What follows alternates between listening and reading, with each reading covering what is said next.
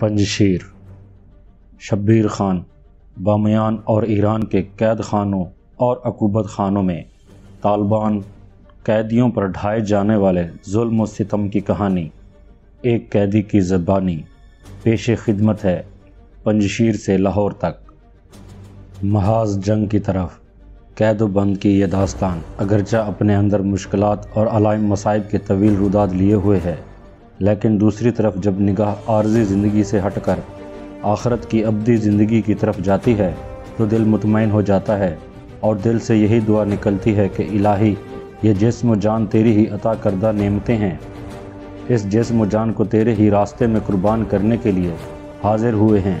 تکالیف اور مشکلات کی کوئی پرواہ نہیں، لیکن اے اللہ ہماری اس حقیر سی کوشش کو شرف قبولیت عطا فرما کر نجات آخروی کے ذریعے بنا دے، اور اے اللہ ہم سے راضی ہو جا، آمین۔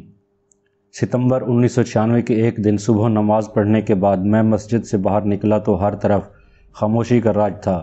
صرف وہی نمازی جو میرے ساتھ نماز سے فارغ ہو کر مسجد سے نکلے تھے اپنے گھروں کو جاتے ہوئے نظر آ رہے تھے، یا پھر مسلح طالبان کی گاڑیاں جو شہر کے امن و امان کو برقرار رکھنے کے لیے گشت پیٹرولنگ پر مامور تھی گزرتی ہوئی نظر آ رہی تھی، لیکن میں اپنی خیالوں میں گم کابل کے ماضی کی طرف جھانکنے کی کوشش کر رہا تھا کہ آج سے کچھ دن پہلے تک اسلامی ملک افغانستان میں ظلم و ستم کا دورہ تھا۔ خاص طور پر کابل کے اندر ظلم و ستم اور بے حیائی اپنے عروج پر تھی۔ افغانستان اگرچہ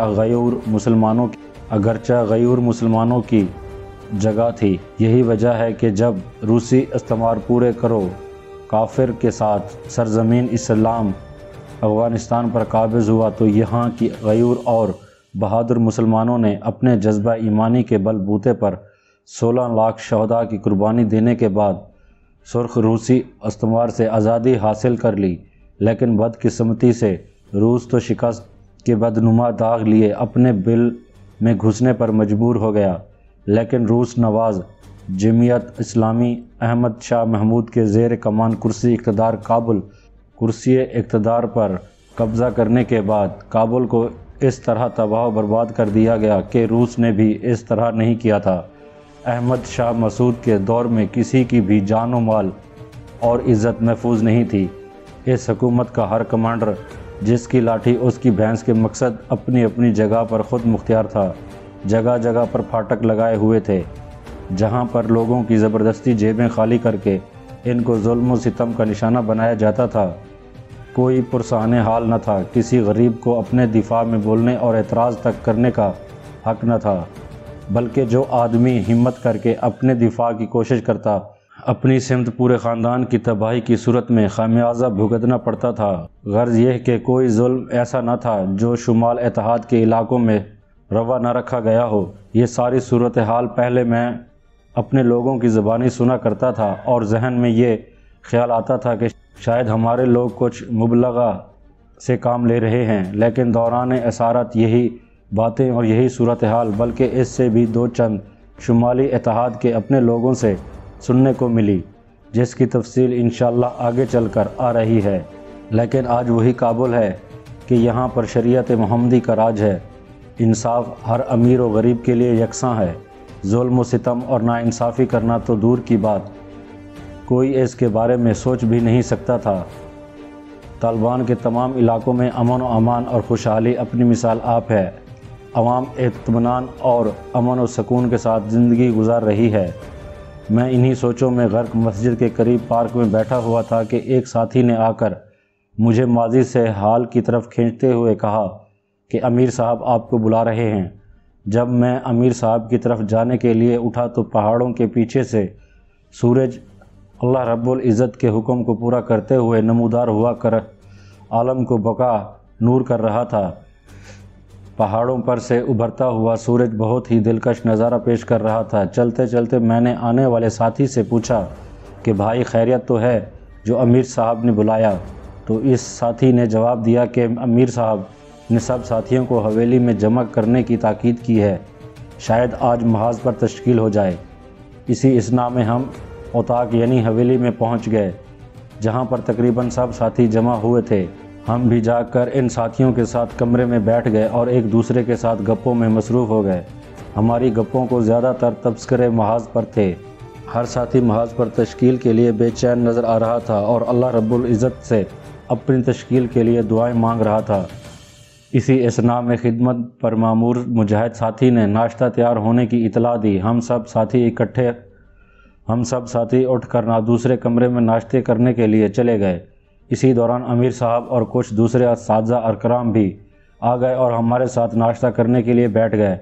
दौरान नाश्ता अमीर मोहतरम ने हमें नाश्ते के बाद अपना अपना असला साफ़ करने की हिदायत की। नाश्ते के बाद तमाम साथी अपना अपना असला साफ़ करने में मसरूफ़ हो गए तो बाद अज़ा अमीर साहब ने सब साथियों को जमा करके बयान फरमाया। बयान में इन्होंने कहा कि अल्लाह तबारक ताला रास्ते में जहाद करना बहुत बड़ी फजीलत रखता है। इस रास्ते में मुश्किलात आती हैं, मगर सही मायनों में मुजाहिद वो होता है जो किसी भी हालत में हौसला, इस्तकामत और सब्र का दामन न छोड़े।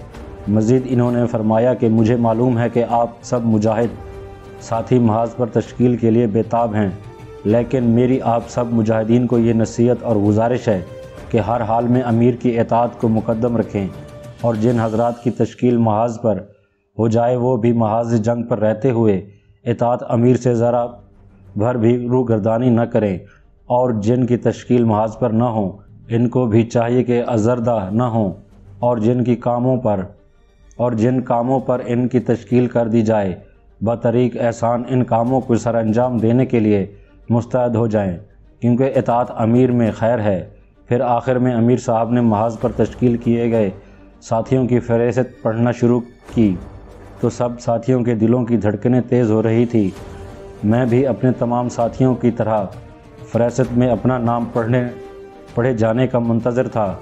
आखिरकार इंतज़ार की घड़ियां इस वक्त ख़त्म हुई जब तकरीबन 6 या 7वें नंबर पर मेरा नाम आया। नाम सुनते ही मैं खुशी से फूले नहीं समा रहा था। जब महाज पर तश्कील किए जाने वाले तमाम साथियों के नाम लिए जा चुके तो आखिर में अमीर साहब ने महाज पर तश्कील वाले साथियों को मुस्तैद रहने की ताकीद फरमाई और फरमाया कि आज किसी भी वक्त महाज पर रवानगी का हुक्म आ सकता है, इसीलिए साथी हवेली में ही रहें। अमीर साहब अपनी बात मुकम्मल करके बाहर निकल गए। तो दोस्तों, आपको ये कहानी कैसी लगी? अगर आपको कहानी अच्छी लगी हो तो हमें लाइक्स करें, कमेंट्स करें और मज़ीद अच्छी वीडियो देखने के लिए हमारे चैनल को सब्सक्राइब करें। मिलते हैं नेक्स्ट एपिसोड में, तब तक के लिए हमें इजाज़त दीजिए। अल्लाह हाफ़िज़।